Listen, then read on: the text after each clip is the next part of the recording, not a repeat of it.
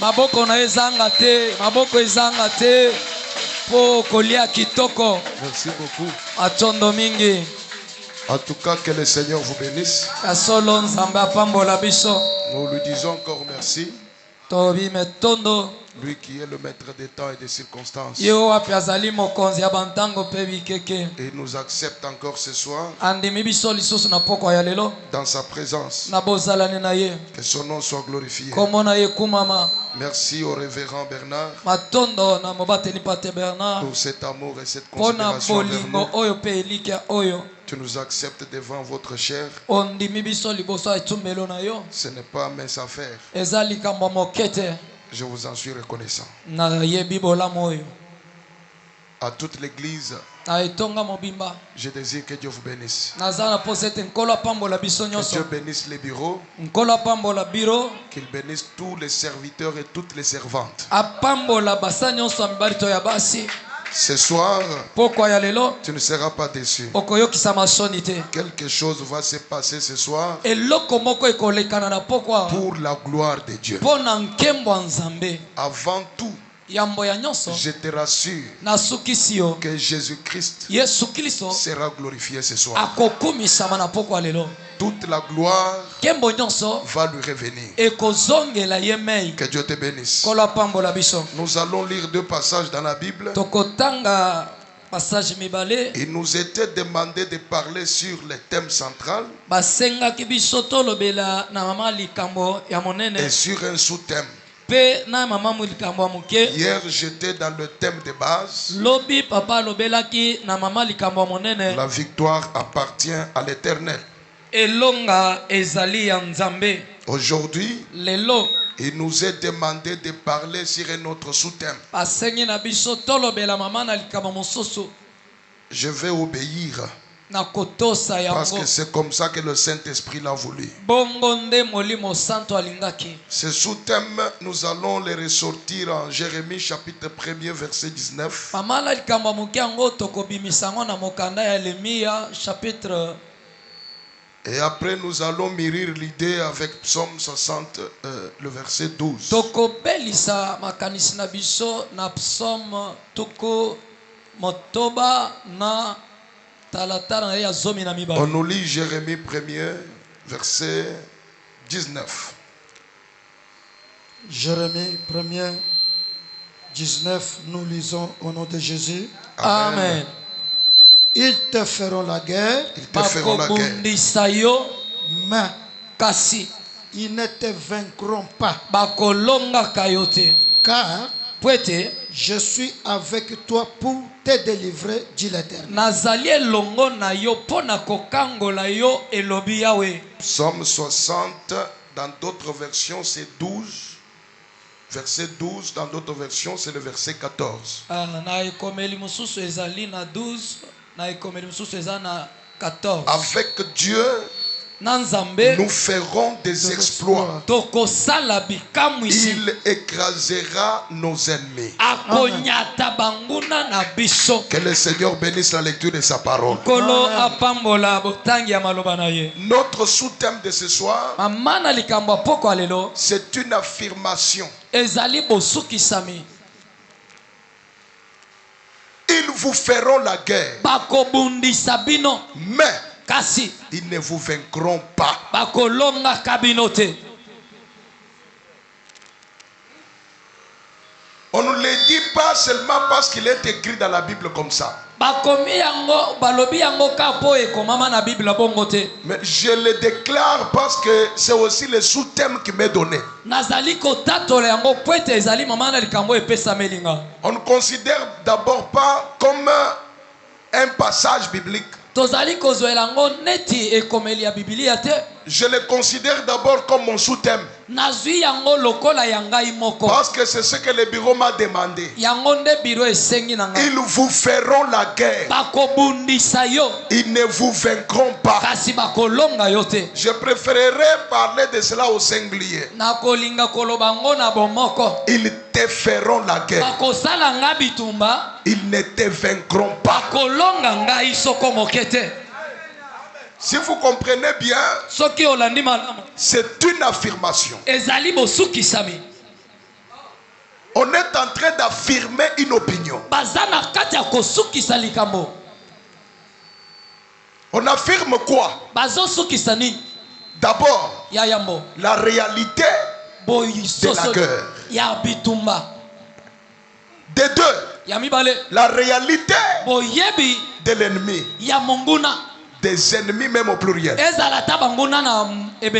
savez, quand vous lisez la Bible, il ne faut pas négliger les détails. Ils te feront la guerre. D'abord, il y a l'existence de la guerre. La guerre est certaine. Toi, enfant de Dieu, ne sois pas surpris lorsque tu seras combattu.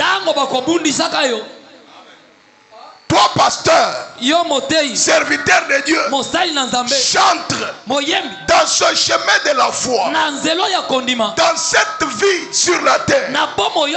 Lorsque tu crois, lorsque tu ne panique pas.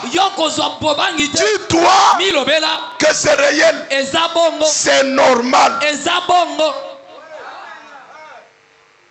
En d'autres termes, si tu n'es pas combattu, il faut douter d'abord de ta foi et de ta position en Jésus-Christ.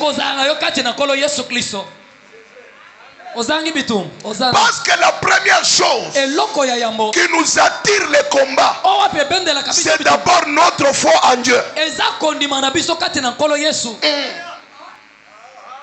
Pourquoi nous sommes combattus? Premièrement, c'est parce que nous avons cru en Dieu. Nous avons cru en Jésus-Christ. Mais étant dans le monde, je vais expliciter ça. La Bible dit le monde entier est sous le pouvoir du malin. C'est-à-dire, au moment où nous parlons, c'est le diable qui domine le monde. C'est le diable qui domine le monde. C'est le diable qui domine ce monde. Alors, pour bien vivre dans ce monde où le diable règne, automatiquement, obligatoirement, tu dois être derrière Satan. Tu dois l'adorer. C'est ainsi qu'il a mis ses principes dans ce monde. Pour réussir, adorez-moi. C'est ce que le diable a instauré comme système dans ce monde. Pour réussir, adore-moi. Pour être heureux, adore-moi. Parce que c'est lui qui règne ici. C'est moi.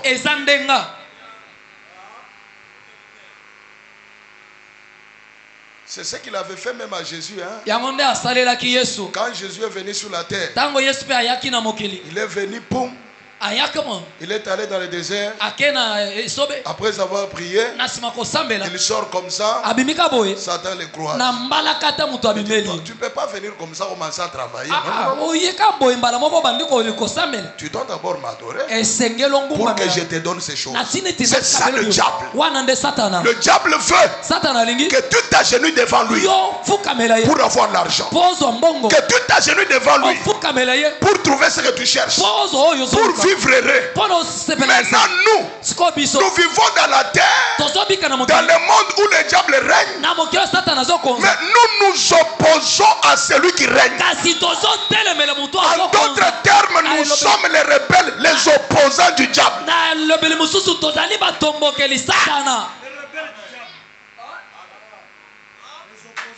Nous sommes les opposants. Les opposants du pouvoir en place. Parce que le pouvoir en place dans le monde, c'est le diable et son gouvernement. Maintenant nous avons dit non.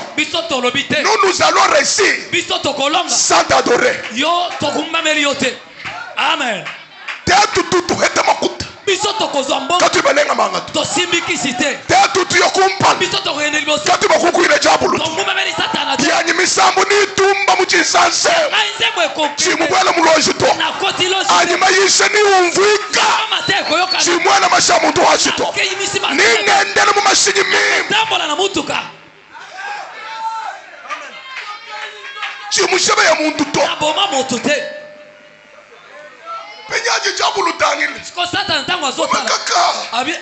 bantu bonso banemeka bato nyonso bakotosanga bokusumba mashini po basomba mituka balenga manga senge basimba kisi kari uri ubenkulenga manga oyo azonyoko ni watu mwene Kristo ona za mu Kristo vita jibangila mwa ale bitumbe bandiyo vita ya kumpani jituruishi etuma iliboso ezobonisa biso jitabushe jetu mu Yesu kondima na biso kati na nkolo Yesu Kristo kibolukai dena yango jabulu joka jijikuluisha to Satana soki abundisaka yote Sharama inu chimwana nzambi na ebite soko ya za ya nzambe je sais pas sengelo mituna je ne sais pas to yebite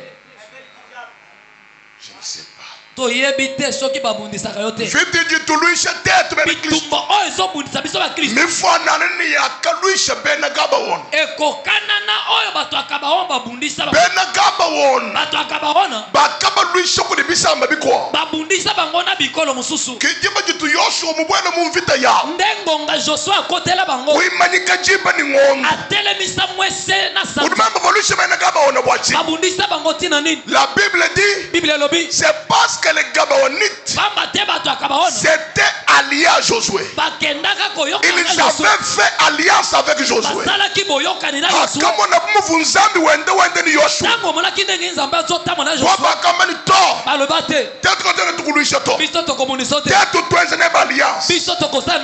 Anu benza alliance ni Josué. Bible juambane. Hadibisamba bikwa bubiunza. Wani bena Gabawon. Benza alliance ni Josué. Bakajisangisha wakulisha Gabawon. Kimu wakulisha Josué to wakulisha Gabawon. Hajimviti mbangani Gabawon ki Josué kwa meni toa hadiba baluisha mwanyime na kwa yunvita yashadia haji ngakula mwa Josué mchene belu c'est Yehoshua ce qui veut dire le Dieu sauveur. Or le véritable Dieu sauveur c'est le Seigneur Jésus-Christ. Même nous tujibenza alliance ni Yesu Kristo kiboluka ibulapa mujibutuluisha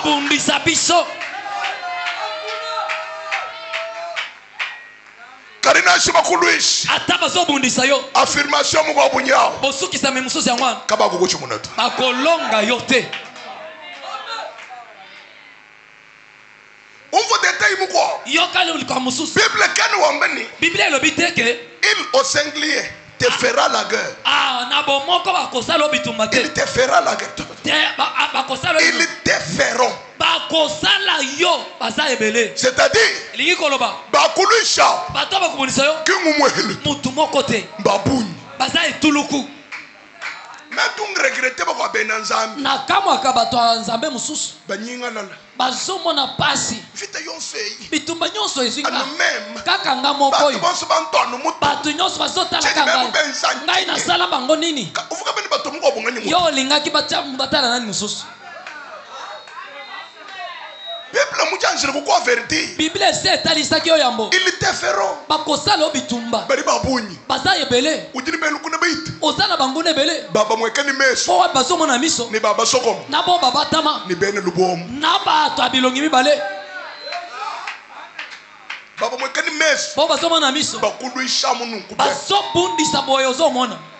Bakudwisha mbeti bya kwishikutoka basobundisa moko zomona bakukale mweba maluwo bazojayo bakana makamnyonso wewe wonke mune bebandushi yo moko monike bazobundisa baba baba soko bamusuba batama kwa kuba manyato okoyebaka bango te wewe mune kwa kumana shinejundwisha yo koyebaka teke muto abundisa kanga kwenza na shibu mukumanyato akosana ete ayebaka yo te kujimfiti jumona ezana bitumo monaka kujimfiti mikwa eza bitumo mususu kwa kuyimona okomonaka ya mfiti misokoma bitumo ebatama kari mikwa bumfiti bitumo mususu ya bene lubomo ya bato abilongi mibale eyimfiti o bitumbo ona linga kangote na lobakiri kamoyo lobi na kovana na bato nyonso moto abilongi balete moto abilongi balata mutu mabe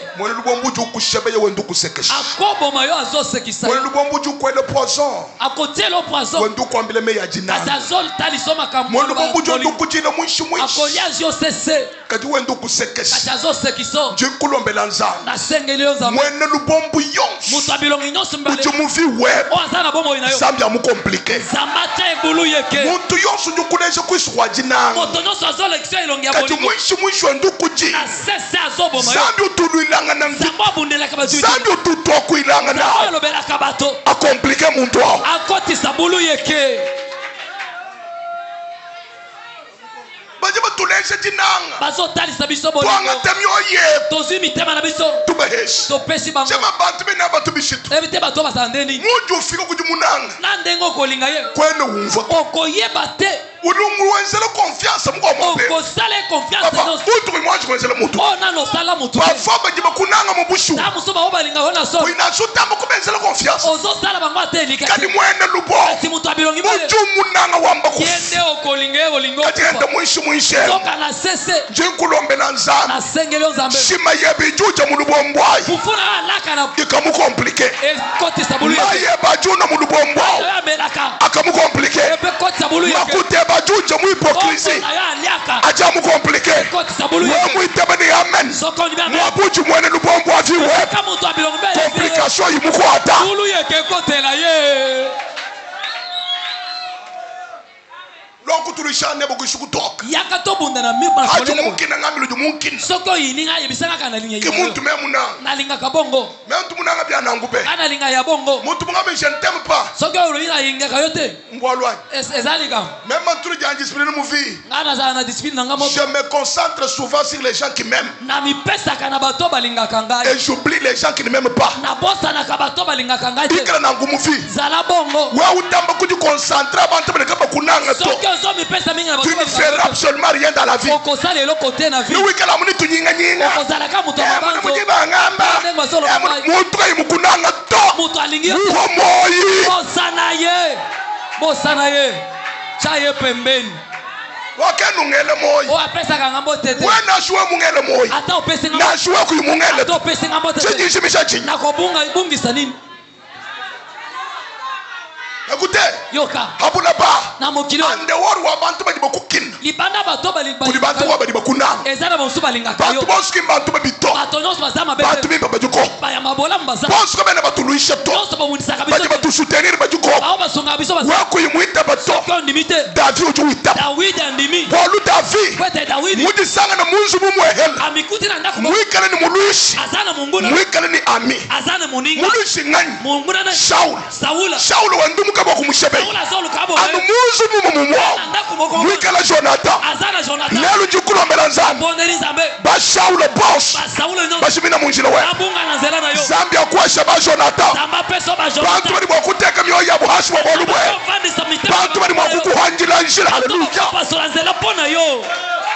wewambi ni amen now Zambia kugebele kwa Jonathan kuwesha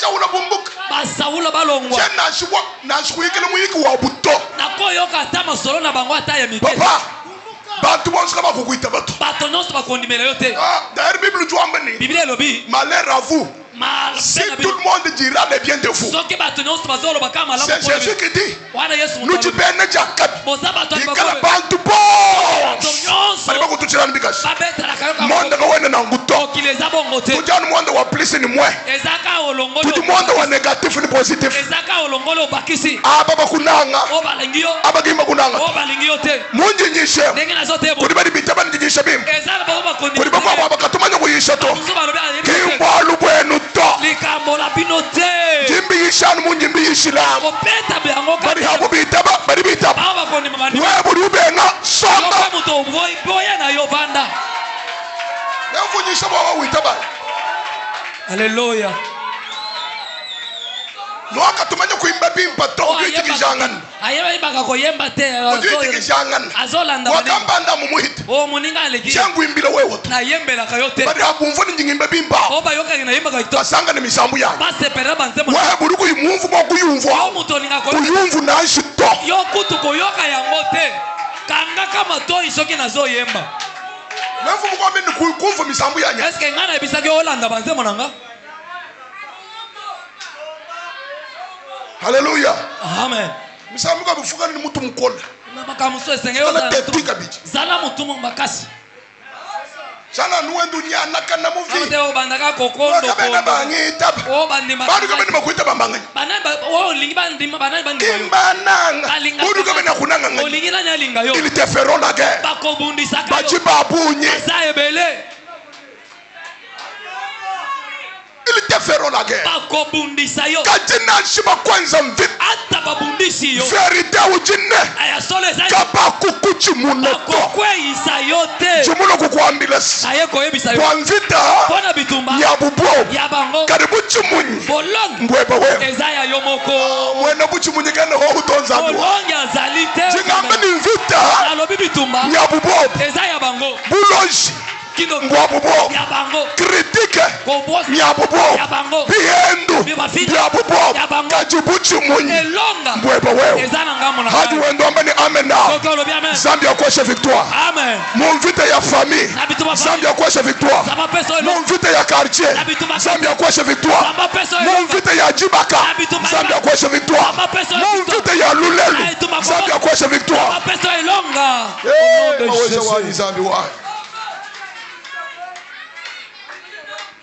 Buchimunyi mbwetu elonge zayanga kuzaka jito kolenga lenga te bana banza biso bana nzambe tutuwa shima lukuno occasion to pesa kamunguna nzela wa tuchimuna po alonga biso wa titide wetu na lolenge na biso chebe jitumvitiru tango bitumbe yaka teleji yo kamera vita na shio milu bitumbata yeye kuzaka jito kolenga te ima na mumvita tele mangwi ni makasabi na makolonyo mumutu mwe na mutu na ni mumoyi we na kati na yo ikala mumanyeni tukisamete na shibantu tabish ataba betinga kari atomo kufikana kundeke batukoma na su mema kivenke ndaina kubima molongi Zambia benesha Pastor Moise mbi Zamba pambo la Pastor Moise wolu tuimba wambani ayemba kalobi na ebinde makamongwe bandaka na ibepende ngesukaka amen esukaka ngandemo molongi balekela babanga babandaka balekela bakula kikabaloba bitubi banga muna bandaka ndebo balekela bakulowa kikabaloba bitubi banga muna banyanga chisalu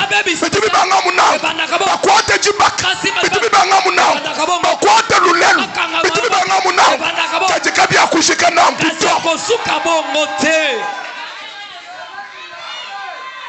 wewe yo kwa kushikisha mubundu to okosilisa na soni te bitubi banga mu bakuta masamba ebandaka bazochao maladi kimutu bibanga ebandaka bongo kisama jibi jajikem maladi ya mabe hawumva onu kisama tango koyoka ngo we jambile ni yo bandakolo byabanga ebandi byabwa byabanga ya bangwana ebandi bitubi banga bya uka uyo hospital ebandaka obana okende hospital bakaji benze examen abandiko taba none katana mumona kisama otomoni maladi te hakwambele docteur ni soki docteur alo katana mumona kisama omoni maladi te we wamba ni yo loba byabwa ya bangwana byabanga yango ebandi watu atangiji mwana o totali mwana ujulo ni mikolu azoya na makolo kabana mushendo wakulele to kolenge obote za mama wanyu kuzaka jito kolenga te sekanu chana yo sekaka amene byabwa yabango byaba ebandi il te feront la guerre kobundisa yo na shiba chama kasha mwana mungu ataba che wa wikana ni jita bush yo tara ko ni il te sera fait selon ta foi buchi munyimbwebo wewe lokezande ya ngai mwana nzambi katuza kala kumpa mwana nzambe alengaka lingaka liboso alikambo te ujuji chimushisha kumakanya ozomilongisisa pamba malo habulo bakena nulongesha makambo ya mokilo ezoteya bino te kanu tunumona na shika chito mona kata bakachi te pardon we kuyumona kachito soki otalaka kachi te tako na shikilo lweji kende ata na poko lelo ukebe ko kachi kampala luka na sheno bazocha bakachi umona ko kachi omona ndenge bazosala pardon tubondeli yo umone chinyungu abileji omona makamboto yebisio mema ngakulombi papa utsengi yakukoko kende umone kokachi na isika seri lukana no kachocha papa uteka kachi tikama kama papa chekachi wene nyana aka wana te muna ngani bitu bya kututanga yo lingapi loko akobetana uchina kuni papa odulu kukwenza kachi ozobanga ke papa soki amoni yango akayoko beta maboto success ya mananga yo zo kabaka bolingo baba kuna po balingo makasi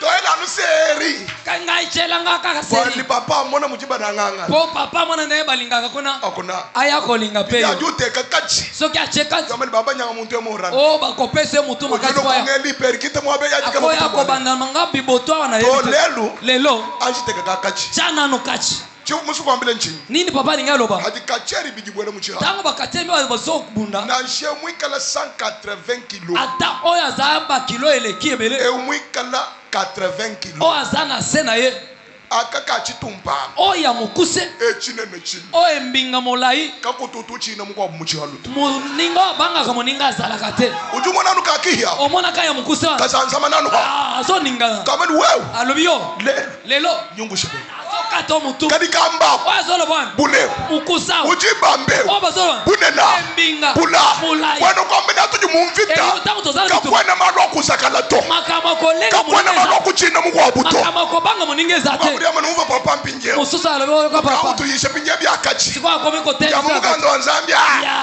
tuyingana ku mugando wa Zambia tokene bangona wakwe mona David yo mona kida wini mwimana kumbala kwa Goliath atelemi boso Goliath Goliath munene mula tala Goliath ngamba ututa misesu David kimuchinenda to wamini wow lelwa nyonye ya mulu ile musunyo we chikushabeya chikukosa mutu mumvita kuchinyito tulojitwa fami we batu kutuchinyito tulojitwa karchata kutuchinyito kobanga bango te bakosala eloko te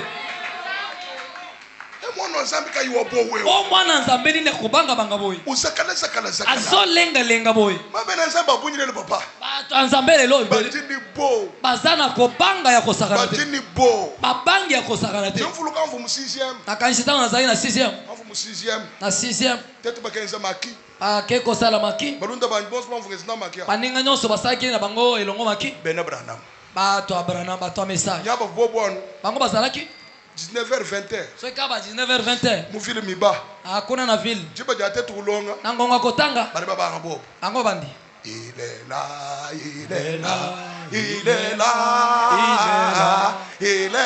la sanya ilela mama ke ngolu kaye oli kamunini mwabe aw tuibala mu tabernacle to yena tabernacle bien to yema kipona kotanga mwana mangumba alongo kuna moto binzambi mwana mangumba ngana za mtu binzambi savangile iyo to komona jukwa tukumema kuye comme ça kei kwanga tadra wanyu mvune ndo amutoka azidra na ya pembe ukamusuko kumanga ye bamane na mu film akei ko bomba ngona se ba manga mema kuya akei mema kwalukile mu 22h azongi siko na ba 22h ngwe kasombana kuishwa jinga akei siko ko vana se manga mwinjile 0 he azo 0 0 tuta ka 0 koki jumufana balumana ale bandiko ilela mema ni okay lela wabani ngonge koki nanga tadra azidra na ye ya pembe jufiko kuishu finiki elongi na nzoto mobimbi bomuvo manya ni nchigi hambe lokola baibaki azali banda baleke na chibi binji na chibi ba fina ba kanga kimuke hanja nufika kanga tanga papa akomi to chanza mu chibi achelo boko na port chibi chanza ni crack eningani muvo misambu yenza bujiwe ba nzemo ekiti ntoka biji crack acheli susu eningani ekiti ni susu ntoka biji atindiki ni susu misambu ishi ekatani pinje bashana bateni siko bazozela batangira mu chibi bazotala na port kumanyini nchinyachi bye izanini ntoka biji acheli susu umwehelo wa moyo mukolo moko amote makasi ndio amani nganya abi yonani pinje ntachibi bikolo atindiki angona nko chikangu efongwami balumana batana mushwa batala kaboy bamona chintu chito bamone lokwa pembe ababa jikuhabula oya ko iboy wa moyo mukolo shala mushwa oya mote makasi ateni ujungenzeni abi ono de Jésus hanyingenza bujwalu gila hanyim azoke na sima ngenza bujubwe na ko nina to yani ono de Jésus na kombo Yesu ngele jika sante ka mushwambe na chelo kolo yen ono de Jésus na kombo Yesu na mbule jikwa bubwe aziso so akotisi ono de Jésus ozokende wapi? Kadi ujujile chinyi. Ozolela nini? Ujunyema chinyi. Ozokima nini? Wewe mumanye ni ilela. Yo yebika azali.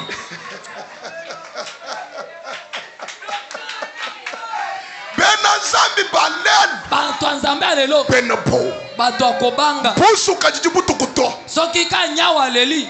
Eyi mpusu wa tiki. Oh kondo kwa leli. Usangana mama mukulum. Umona mama mukulu. Mutendele juwa nzambi omo. Zambeli ya kala. Mpusu jila. Soki kondo kwa leli. Mama ujunye madu bilu mushamba. Mama kimeli na shamba. Uye mushamba wa bana. Akena bana. Wakwekabisha mwana. Wala mwisa mwana. Wa seta. Mwana mke ya mwana. Mirai juk. Bolali. Mirai jukani. Telamukana. Kana mfuchi chenze kachi. Ozola kwa mwezo sana mwana. Mama mukulum. Yo mama mukolo. Ujujule mwana wa seta. Ozola musamwana mke abi. Waenze chinyi. Kwa sala nini?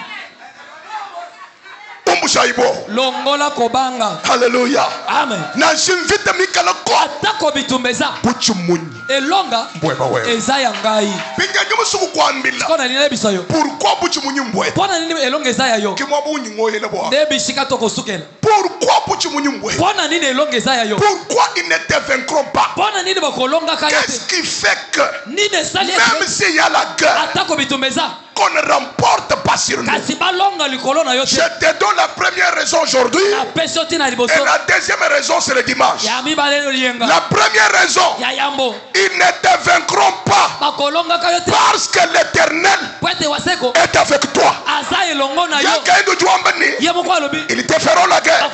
Ils ne te vaincront pas. Bakolonga yo te. Parce que je suis avec toi. La présence de Dieu, c'est notre victoire. Je dis la présence de Dieu, c'est notre victoire. Mutuji ni nzambi. Chijika chababiji.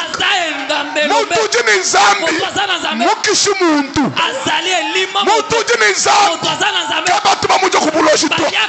Mutuji ni nzambi. Muji elowabable. Wa muitebeni amena. Zambi weba bwala mumfita ye.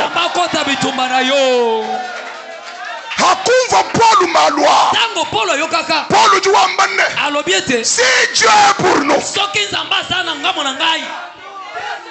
Si Dieu est pour nous. Qui sera contre nous? Na shitatu mukazi wabuloshi. Na shumwina mama ujumungamusha. Ya mwikale ni buloshi bwe. Si Dieu est pour moi. Ni yeye. Ni buloshi bwe. Bija musanze fe. Kwena witabato.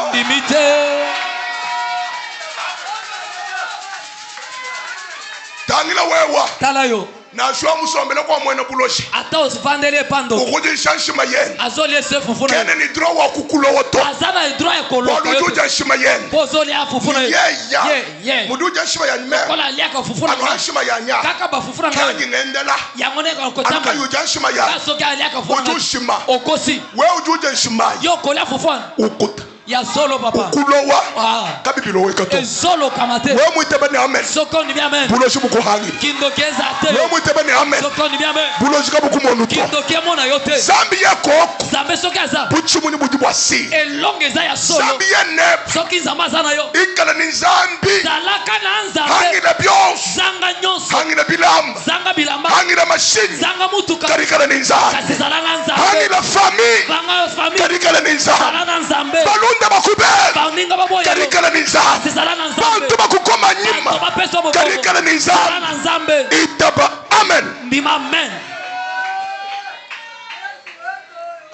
Zambi wani. Minite mine yumva nangu yumbishi kabana be. Atang makambo ekomi kitoko minute esili. Teresha inshikisha. Yokato silisa. Wewe ni nzambe. Soki ozana nzambe. Ujichijika. Ozali elima. Udumani mbwachi. Oyebitina nini? Bolu presence wa nzambe. Bozalisa mi nzambe. Ujutu rassurer. Ezali kosukisa biso. Malu abichi. Makambo mibale. Ato abadi mu psom. Oto tanga kina psom. Bolu wa kumpa. Ya yambo. Avec Dieu. Na nzambe. Nous ferons les exploits. Tokosala bikamu. Bolu bibi. Ya mibale. Il écrasera nos ennemis. Na bandina ya mbele. Bona siri sana yambo. Zambie yeneb. Zambe soka sana yo. Ye yanka yen. Ye moko. Kujuzaza. Yende muto akonyata. Pendukuna be. Banguna no. Bueno kama na jinzambi ne. Ko soki zambaza. Vite yo sujukukwa. Bitumanyo se kozo yo. Kinye bowe kabisa. Ezaya yo lisusu te. Ye yanzambu jineba. Ye nzambe muto azana. Ujumwe na mumvita. Yende muto kokote. Na kujura olujalere. Poko alelo. Jingambire baloshi. Na yebisi bando. Baji bakulo. Wazolo kayo. Basere senti. Makanga mikaba. Walu baji balongane nisa. Bazobu nananza. Wajuku kamutere. Yo kolonga na tere. Chinamba chebe wewe. Elambano. Chibaina chimgulo shachi. Kenana ngona. Hatuta bunsom. Tango koningisa. Wampute wabiba ngwa bahatukini. Moto ya bimakabi. Makuteba wewe. Bongo na yo. Aribaina umuchana. Hatuta bunsom. Tango koningisa. Mwana wa Nzambi abahatukini mwaba. Yesu abimela bango. Anuhanji ngakula. Akatango na zolo. Badushi beba. Bakuna na yo. Babangu mwana Nzambi wewe. Bari bakeba vi weba. Babangu mwana Nzambi wewe. Bari bakeba lufu weba. Babangu mwana Nzambi wewe. Bete mabakolo bafa. Il écrasera. Akonyataka. Bajima tuzaza. Tokonyata bango lokola kaya. Bakokufa. Zambi ruba shebeye. Zamba ko bomo bango. Kuri bako abantu ba fobula ba. Ezana ba musoba ko kufa na mukilo. Bwana baba kuluishi. Kapo bazobundisa yo. Ça c'est une prophétie que je te donne. Amen.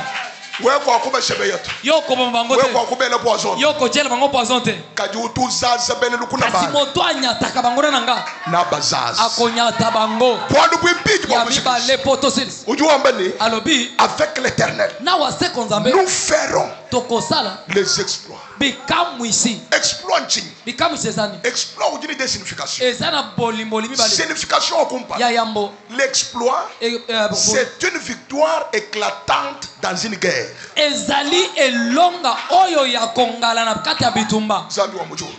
C'est que buchi muni. Oye longo oyo. Éclatante c'est buchi muni bo bwende lum. Ah, oye kokende sango. Buchi muni butuka bo ibwanju bikala ko. Elongo nano ezalate. Kenka buchi muni ka mafimeto. Ezaka elonga ya CCT. Binja buchi muni bo nangu. O elonga ya boye. Butubu no mu mvite minen. Eyaka kana bitumba ya monene ya makasi. Kajin kulom. Na komo senga yo. Lekele bakuluishi. Tika babundisa yo. Lekele baloba bunzi. Tika bakoma ebele. Bo buchi muni bwe. Wete elonga na yo. Ni bwende lum. Ekotambola sango. Mubune na bwa mvite kiba kuluishi.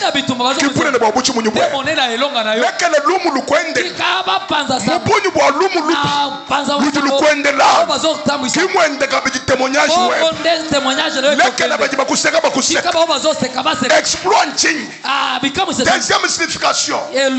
L'exploit c'est un acte difficile à produire par les communs des mortels. C'est-à-dire exploit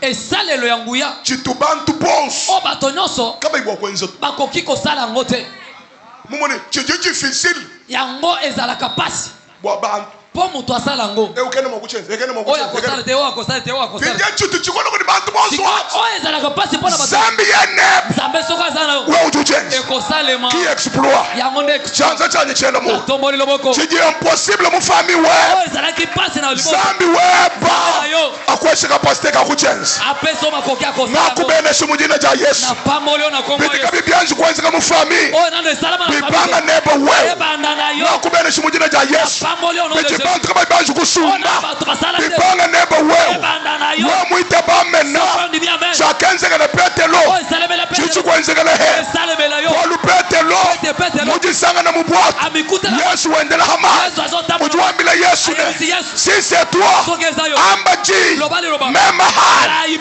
wendela hama aduka bakwenda maya papa wenda katumwashi kwenda hama mama wenda katumwashi kwenda hama bana baba katumwashi kwenda hama nashi papa kayimwenda nashi mama kayimwenda nashi bana betu bibi banga nanyi mem je te prophétise bibi banga nebo wewe je te prophétise bibi banga nebo wewe ya kula mpango ya bien bibi banga ne ya kuibaki meuble ya 3 niveaux ya 4 niveaux bibi banga nebo wewe ya kula mashinyi makofi bibi banga nebo wewe ya kumputu bibi banga nebo wewe ya mariage à cortège bibi banga nebo wewe kabene bita batonza ambi wa kabene bita batonza ambi wa bya mu gouvernement bibi banga nebo hanyu ngutangile jimwana munga chimwa bana bebe fiti